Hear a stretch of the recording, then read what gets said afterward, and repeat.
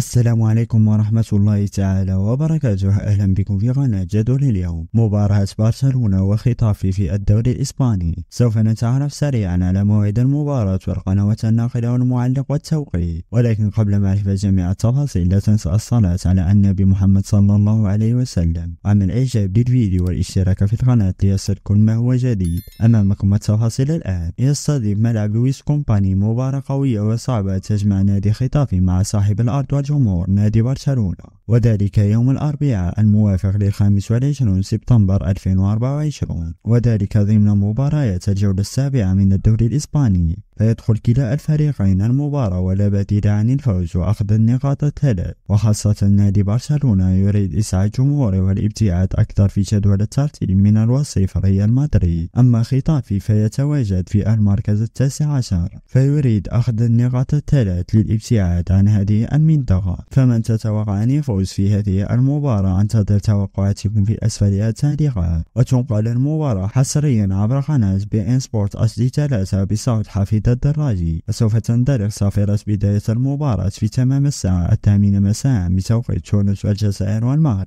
9 مساء بتوقيت ليبيا والسودان، 10 مساء بتوقيت مصر والسعودية والكويت وقطر والعراق. مشاهدة ممتعة للجميع، ولا تنسى تشجيعنا بلايك والاشتراك في القناة حتى نستمر معكم.